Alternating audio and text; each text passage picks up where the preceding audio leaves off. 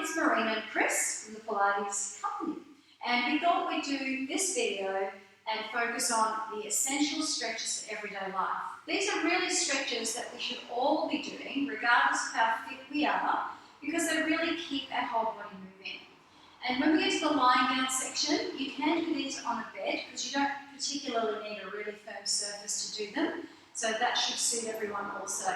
We're going to start though with our standing roll down. So Chris, if you could take your feet apart in parallel, that means toes straight ahead and hip distance. Just going to start with our arms beside us, nice and tall. Taking a breath in, and as we exhale, we let the chin come down first because the head is the first part of the spine. He's going to keep rolling as he keeps breathing. Good idea to keep your knees soft, protect your back. Good. As he rolls down, he's trying to keep his weight over his toes as well as his heels. He takes a breath in at the bottom. As he exhales, pulls his stomach up, tucks his tail, and rolls up bone by bone by bone. Good. Taking another breath in at the top. Once he's stacked the head, he starts again as he exhales. If you do have back issues, or if you want more support, put your hands on your thighs and slide your hands down your legs as you do it. Remember to feel like there's a puff of air underneath the arches of your feet.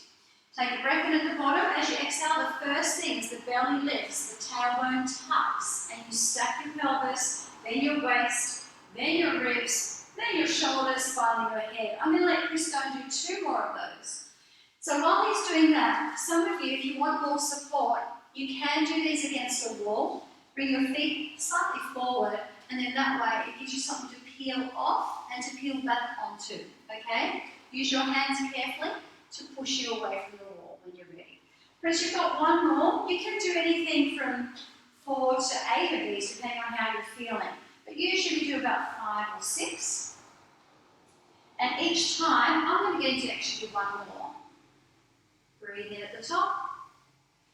And exhale, chin to chest. So what we're really focusing on here is trying to stretch the spine as much as we can, but lift the belly and get the abs active, because that's what's supporting you. And the interesting thing is, the more you lift your abs and the ribs, the more your back will open and stretch. When Chris comes to the top, he will pause, and then he's going to turn to face the camera, and he's going to keep his feet hip distance apart, just like he did, and he'll go into a side stretch. So he's going to breathe in with 1 arm up. Now the key thing here, reach the waist long, and as we exhale, we're going over. Now we're not going down, we're going up to go over. We take a breath in, windmill the arms over, and as he exhales, he's pushing down with his feet, and he's opening his ribs to the ceiling and reaching forward with his arm. I can't reach up that high. Let's try that again, Chris. Usually 2 to 3 on each side is enough. Good. Just drop your shoulder blade down there, Chris. That's it. And keep pulling the abs and the ribs into the spine. And let's do 1 more. So this is your standing side stretch. You can do this sitting, or you can do it standing as Chris is doing it right now. And just relax. Beautiful. Let's go now to our lying down position. Okay, so you've done your standing warm-up. And now we're going into the cat-cow exercise, which is fantastic for your spine and also for activating the abdominals. So Chris is going to go onto his hands and his knees. Good. And you want to make sure your knees are hip distance apart and underneath your hips directly. And then you want to have your hands so that they're just slightly in front of your shoulders, just slightly, so you don't put too much weight in your wrists. He takes a breath in, and as he exhales, he rounds his back, pulling the stomach up in the middle, tucking his tail, and imagine squeezing the ball between your inner thighs, because you need your inner thighs for your powerhouse. Then you inhale, stick your bottom out as if he's trying to touch the wall behind him, and then he squeezes his shoulder blades, sends his chest forward and up. Good. And then again, exhale, lift from the belly button, round the spine. And so we have got a standing version of this exercise for anyone who doesn't want to go on their hands and knees, or maybe it's not easy to get onto the floor. This is a very underestimated exercise, because no matter, as we said, how fit you are, some of these exercises are really essential. Keep going, Chris. Just exhaling to round. Push the floor away though. With your hands, you really want to push them away. Push with your shins and really feel how that connects you into your stomach. And then send your hips away. And even though you're sticking your bottom out, still try and keep the navel hugging towards the spine, but feel like you're stretching from your chin to your pubic bone through the front of your body. Let's just do one more, Chris.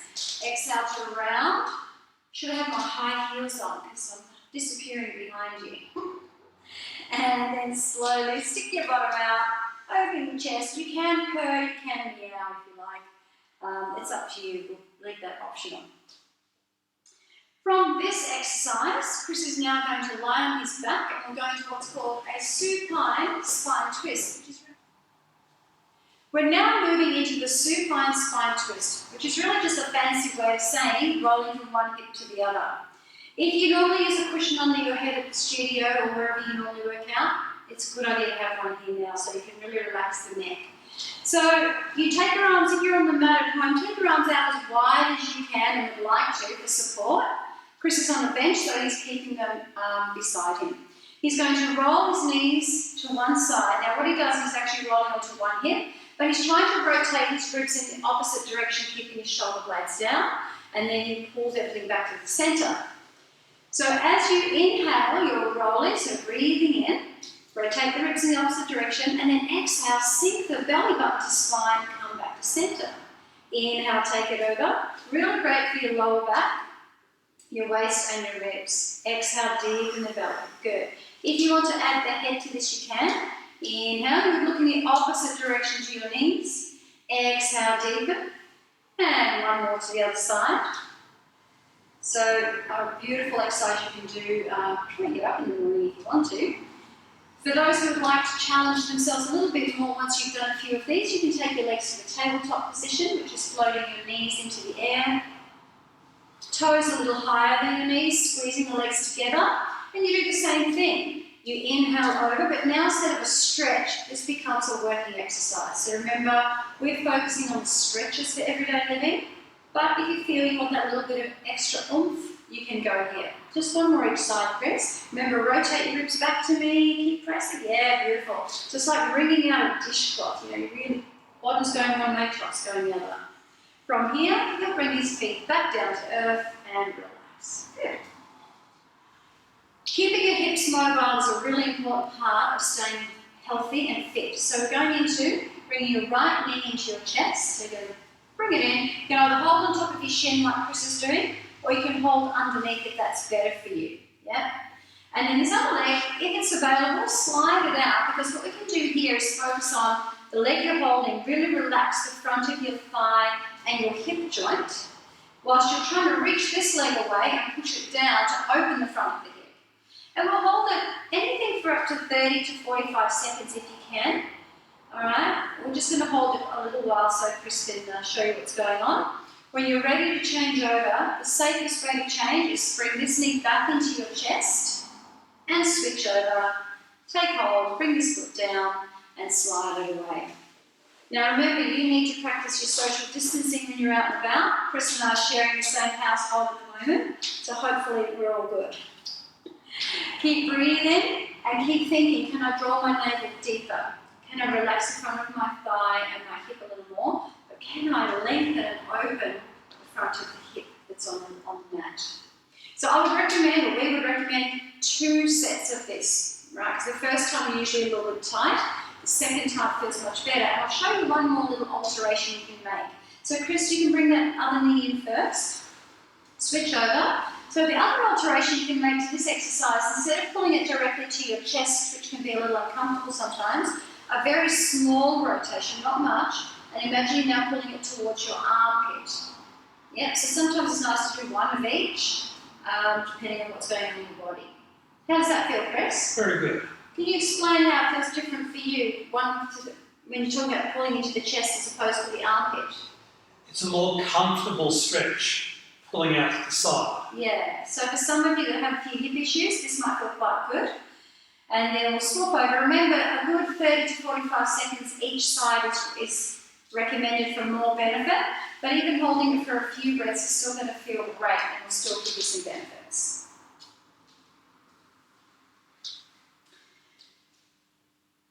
Good. Do you have one side that's tighter than the other, Chris?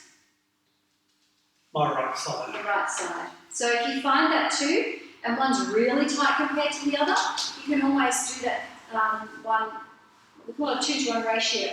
So you might do 2 on the really tight side and just 1 on the not so tight. You can decide that, but trying to balance your muscles is usually the better way to go. Now while Chris is here, we're going to go straight into our next exercise, which is the hamstring stretch. But what he's going to do is he'll take a breath in. As he exhales, he stretches the foot towards the ceiling. It's not about straightening the knee. It's about keeping your butt on the mat and your hips level. He inhales, bends the knee, and then he exhales, stretches it again. Good. Inhale, bend the knee. So it's a little dynamic rather than just holding a static stretch, which is great for circulation. Good. 2 more. We'd recommend maybe 5 to 8 of these. And on the last one, you can hold it. So here he's going to hold what we call flex and point. So when he brings the toes to the nose, that's a flex. When he pushes it away, that's a point. And he's going to do 5 of those. I'm not very good at counting, I can spell really well, but we'd recommend 5 to 8. When he's done that, he'll carefully change legs. Good, and we'll start with our dynamic hamstring stretch.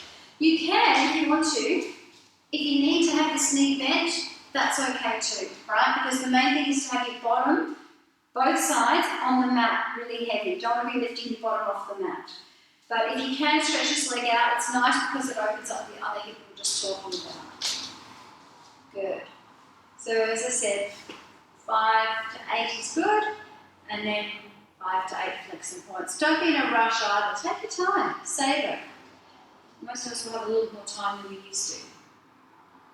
You can do all of these stretches we're showing you in one hit if you like, or you can just sprinkle them throughout the day. So don't feel like, oh, I don't have time to do it all at once. Just do what you can. But they're all really great stretches for everyday living.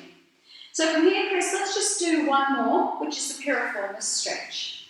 So that's a fancy word for piriformis muscle, which is kind of in your butt.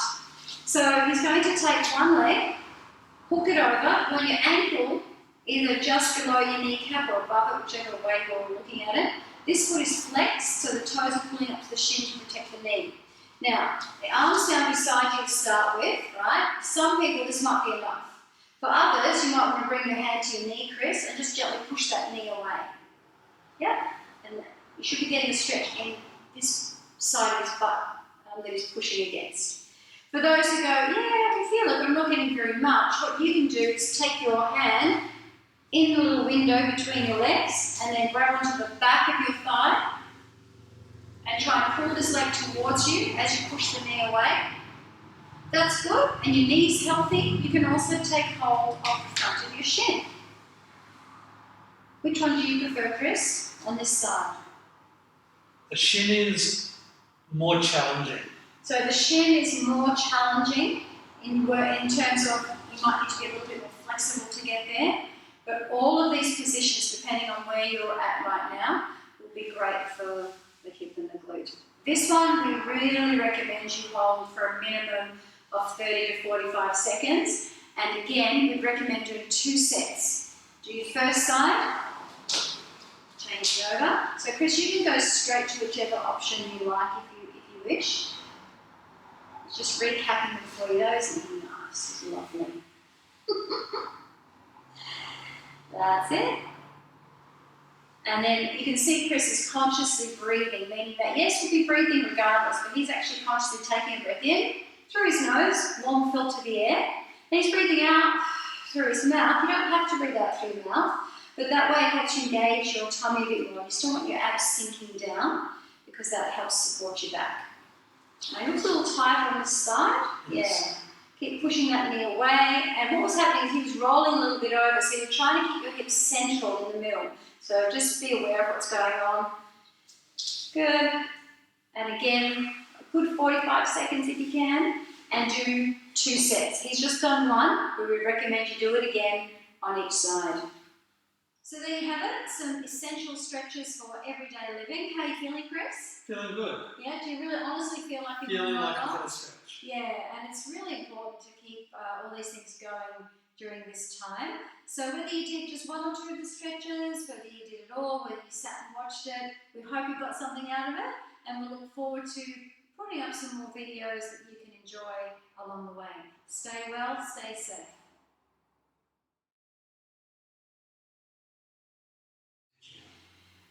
So cat and cow is a very popular exercise. If you can't get on the floor onto your hands and knees to do this, you can do this version in the standing position. Notice Chris's fingers are facing inwards on his thigh bones. As he exhales, he rounds his back.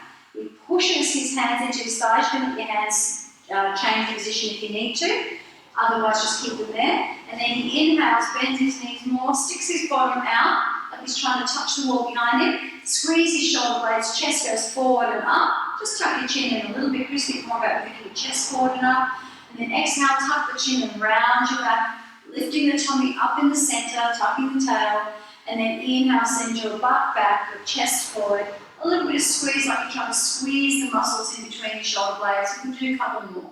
Exhale and round. So cat-cow on your hands and knees is fine, but this is an alternative for people who either can't get onto their knees or onto the floor. Squeeze, squeeze, squeeze. Just watch the head position, keep the neck long. Focus on extending and lifting the chest. Last time. Exhale and round. Inhale and open the chest, stick your bottom out. Hello! And that's your standing version of cat and